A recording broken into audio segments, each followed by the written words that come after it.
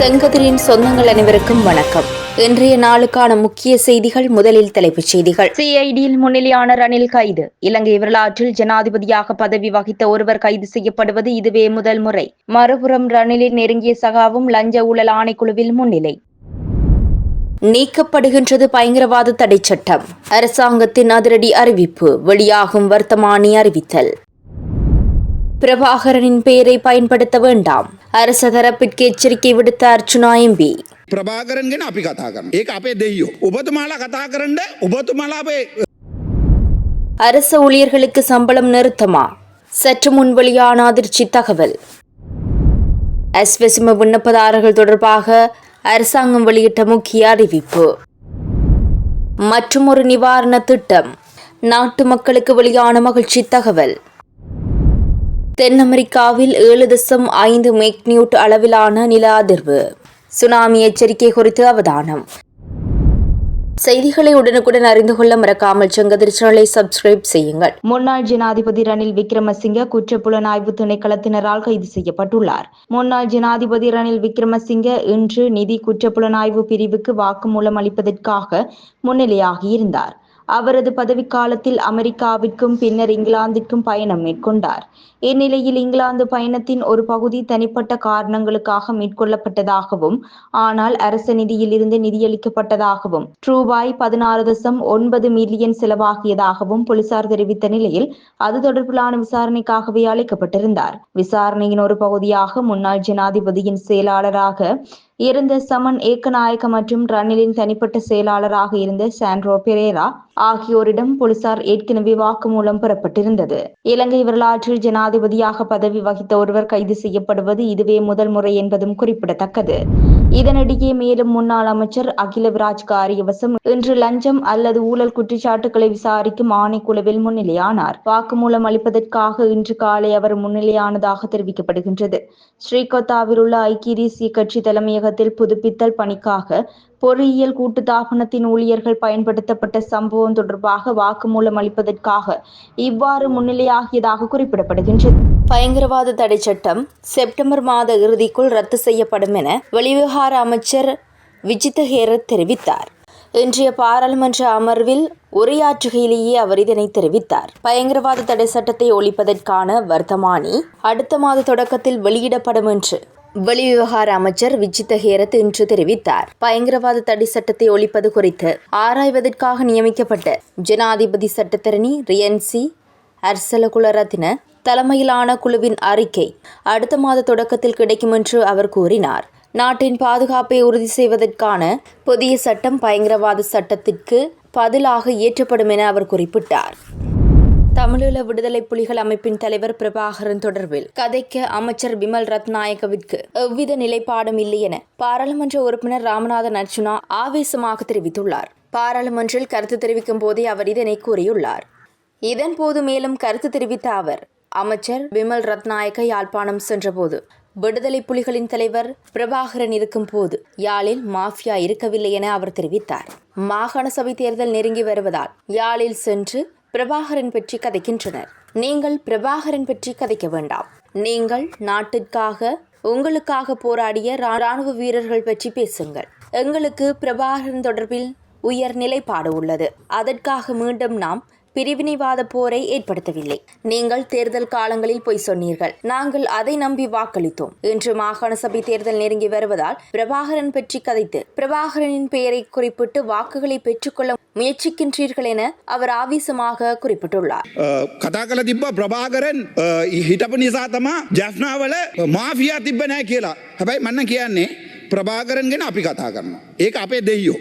ඔබතුමාලා කතා කරන්න ඔබතුමාලා අපේ පැත්තට මරපු සෙබලියෝ නවේ රණවිරුව ගැන කතා කරන්න. முன்னாள் அமைச்சர் ராஜித சேனாரத்னவின் வசிப்பிட நுழைவாயிலில் கொழும்பு நீதவான் நீதிமன்ற உத்தரவொன்று பொதுமக்களுக்கு காட்சியளிக்கும் வகையில் ஒட்டப்பட்டுள்ளது. கிரிந்த மீன்பிடி துறைமுகத்தில் மணல் அகழ்வதற்காக சட்டவிரோதமாக கொரிய நிறுவனம் ஒன்றுக்கு அனுமதி அளித்த குற்றச்சாட்டில் முன்னாள் அமைச்சர் ராஜித சேனாரத்னவிற்கு எதிராக கொழும்பு நீதவான் நீதிமன்றத்தில் வழக்கொன்று தாக்கல் செய்யப்பட்டுள்ளது. லஞ்சம் மற்றும் ஊழல் மோசடிகளை தடுப்பதற்கான ஆணைக்குழு குறித்த வழக்கை தாக்கல் செய்துள்ளது. எனினும் குறித்த வழக்கு தொடர்பில் வாக்குமூலம் ஒன்றை வழங்குவதற்காக லஞ்சம் மற்றும் ஊழல் மோசடி ஆணைக்குழு விடுத்த அழைப்பிற்கு ராஜித சேனாரத்ன இதுவரை பதிலளிக்கவில்லை. குறித்த வழக்கின் விசாரணைக்கு நீதிமன்றத்திலும் அவர் முன்னிலையாகவில்லை. இந்நிலையில் அவரை தேடி கண்டறிய முடியாத சந்தேக நபராக பெயரிட்டுள்ள நீதிமன்றம் அவரை உடனடியாக நீதிமன்றத்தில் முன்னிலையாகுமாறு உத்தரவிட்டுள்ளது. நீதிமன்றத்தின் குறித்த உத்தரவை பொதுமக்கள் பார்வையில் படும் வண்ணமாக நேற்றைய தினம் மாலாபேயில் அமைந்துள்ள ராஜித சேனாரத்னவின் வீட்டு நுழைவாயிலில் அதிகாரிகள் ஒட்டியுள்ளனர். இலங்கையில் 2 குடும்பங்களைச் சேர்ந்தவர்கள் நலத்திட்ட உதவிகளுக்காக விண்ணப்பித்திருப்பதாக அரசாங்கம் உத்தியோகபூர்வமாக அறிவித்துள்ளது. இதன் அடிப்படையில் அரசாங்கத்தின் நலத்திட்ட உதவிகளை பெற்றுக்கொள்வதற்காக சுமார் 37 லட்சம் குடும்பங்கள் அஸ்வசும பெற விண்ணப்பித்துள்ளதாக தெரிவிக்கப்படுகின்றது. இலங்கையில் மொத்தமாக 52 லட்சம் குடும்பங்கள் வாழும் நிலையில் அஸ்வசும நலத்திட்டத்திற்காக 2 குடும்பங்கள் விண்ணப்பித்துள்ளன. இருப்பினும் அதில் 19 லட்சம் குடும்பங்கள் மட்டுமே அஸ்வசும பெற தகுதியானவர்கள் என குறிப்பிடப்படுகின்றது. இந்த நிலையில் எதிர்வரும் 5 ஆண்டுகளுக்குள் 2 மில்லியன் ஏழை குடும்பங்களை மேம்படுத்தும் திட்டம் ஒன்றையும் முன்வைக்க திட்டமிடப்பட்டுள்ளது. உரிய முறையில் விடுமுறைக்கு விண்ணப்பிக்காமல் பணிக்கு சமூகம் அளிக்காத அஞ்சல் ஊழியர்களின் ஆகஸ்ட் மாத சம்பளம் நிறுத்தப்படும் என அறிவிக்கப்பட்டுள்ளது. நிதி அமைச்சினால் இதுகுறித்து அறிவிக்கப்பட்டுள்ளதாக அஞ்சல் மா அதிபர் தெரிவித்துள்ளார். முன்னதாக அஞ்சல் தொழிற்சங்கங்களினால் கடந்த 6 நாட்களாக தொடர்ச்சியாக முன்னெடுத்து வரும் பணி புறக்கணிப்பு போராட்டத்தினால் நாடளாவிய ரீதியில் பொதுமக்கள் பாரிய அசௌகரியங்களை எதிர்கொண்டுள்ளனர். அஞ்சல் உத்தியோகத்தர்களின் சகல விடுமுறைகளும் ரத்து செய்யப்பட்டுள்ள நிலையிலேயே இந்த பணி நிறுத்த போராட்டம் முன்னெடுக்கப்படுகின்றது. மேலதிக வேலை நேர கொடுப்பனவு உள்ளிட்ட 19 கோரிக்கைகளை முன்வைத்து கடந்த ஞாயிற்றுக்கிழமை முதல் இந்த பணி புறக்கணிப்பு போராட்டம் முன்னெடுக்கப்பட்டு வருகின்றது. இதனால் பதுளை, காலி, அனுராதபுரம், குருநாகல் உள்ளிட்ட பிரதான அஞ்சல் அலுவலகங்களின் செயற்பாடுகள் முற்றாக ஸ்தம்பிதமடைந்திருந்தன. இந்த நிலையில் இந்த பணி புறக்கணிப்பு காரணமாக பொதுமக்கள் பெரும் அசௌகரியங்களை எதிர்கொண்டுள்ளதாக பிரதி அஞ்சல் மா அதிபர் சமிஷா டி சில்வா தெரிவித்துள்ளார். அத்துடன் இதுவரை பணிக்கு சமூகம் அளிக்காதோர் உடனடியாக பணிக்கு திரும்புமாறும் அவர் கோரிக்கை விடுத்துள்ளார். அவ்வாறு இல்லையெனில் சட்ட நடவடிக்கை எடுக்கப்படும் எனவும் கடந்த நாட்களில் சுமார் 100 மில்லியன் ரூபாய் நஷ்டம் ஏற்பட்டுள்ளதாகவும் பிரதி அஞ்சல் மா அதிபர் சமிஷா டி சில்வா தெரிவித்துள்ளார். மாற்றுத்திறனாளி சமூகத்திற்கு நிவாரணம் வழங்குவதற்கான முறையான வழிமுறையை தயாரிப்பது தொடர்பில் ஜனாதிபதியின் செயலாளர் கலாநிதி நந்திக சனத் குமாநாயக்க மற்றும் மாற்றுத்திறனாளிகளுக்கான தேசிய செயலக அதிகாரிகளுக்கிடையே நேற்று பிற்பகல் ஜனாதிபதி அலுவலகத்தில் கலந்துரையாடல் இடம்பெற்றது. மாற்றுத்திறனாளிகளுக்கான ஜனாதிபதியால் வழங்கப்படும் சேவைகளை மேலும் விரிவுபடுத்தல் மற்றும் முறையாக வழங்குதல் மற்றும் மாற்றுத்திறனாளிகளுக்கான தேசிய செயலகத்துடன் இணைந்து திட்டங்களை செயற்படுத்தல் குறித்து இதன்போது கவனம் செலுத்தப்பட்டது.